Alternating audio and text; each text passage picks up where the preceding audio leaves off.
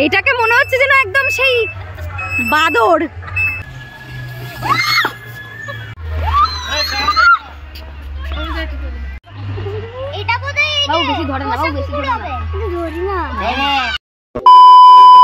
তো hello guys, কেমন আছো তোমরা সবাই? আশা করি অনেক ভালো আছো। আর আমি চললাম পিকনিকে, সকাল 8টায় বেরিয়ে পড়েছি। বাস আমাদের জন্য দাঁড়িয়ে রয়েছে, ঝংকার গ্রুপের তরফ থেকে আমাদের পিকনিকে নিয়ে যাওয়া হচ্ছে। তো চলো আমরা পিকনিক এনজয় করি। ওয়েলকাম ওয়েলকাম সবাইকে, অনেক অনেক ওয়েলকাম তোমাদের। শীতের মধ্যে কেমন আছো তোমরা সবাই?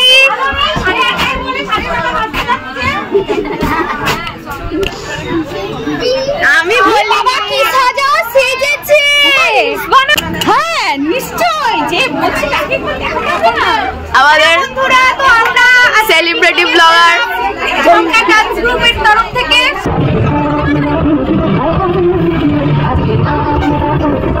গাইজ গাইজ গাইজ, এইভাবে ডান্স কে করে? মানে আমি দেখে অবাক হয়ে যাচ্ছি। এর ডান্স দেখে শুধু আমার খুব হাসি পাচ্ছিল। নাচানাচি হয়ে গেছে, এখন বসে আছি, এখন খাওয়া দাওয়ার পালা। এই ম্যাডাম তো ভীষণ নাচানাচি করে ফেলেছে অলরেডি। এখন কি কথা হয়েছে বন্ধু? অমৃত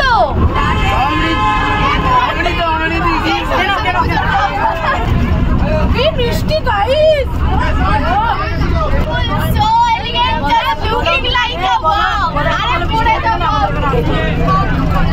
এটা খেতে কলকাতায় আসতে হবে। কলকাতা জাস্ট লুকিং লাইক আ ওয়াও।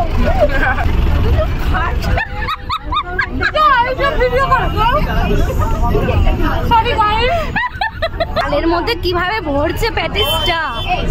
তো অবশেষে আমরা সকাল 11টায় গিয়ে পৌঁছলাম নিউ দীঘা পর্যটন কেন্দ্রে।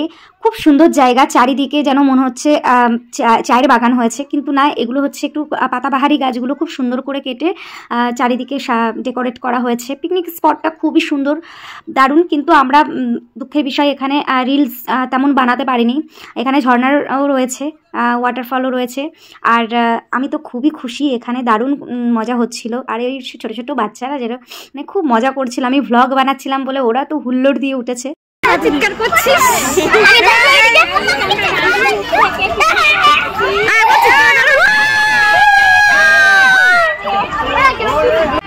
তো বন্ধুরা আমরা এখন এসে গেছি এই যে কি বলে পিকনিকে। এটাও হলো আমার বন্ধুরা।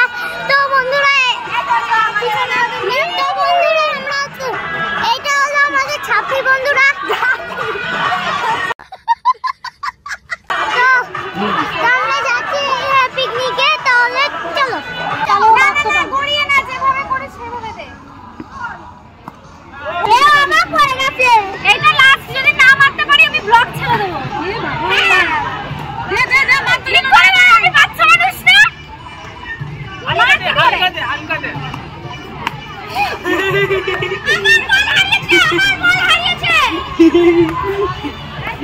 লাগলো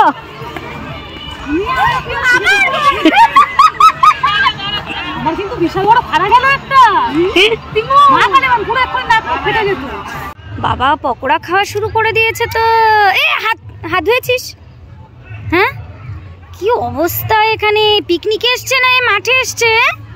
তো এই জায়গা আর একটা পাপি দেখো এখানে পেয়ে গেছি। একে হেভি গোলুমলু, এ চেহারা যা।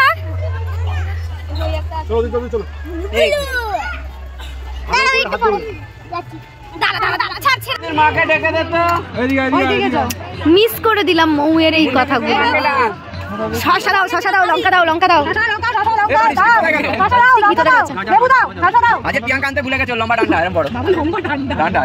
বিরিয়ানিটা চলে এসেছে আমাদের পাতে। মৌ একটা অনেক বড় একটা আলু দিয়েছে। আলুটা ভাঙছে দেখো বাবা। এই পিসটা তো একদম অনেক বড় পিস। পাপি খাওয়া শুরু করে দিয়েছে, পেঁয়াজও গালে দিয়ে দিল। আলু দেবে তো দাদা? আলু দেবে তো দাদা?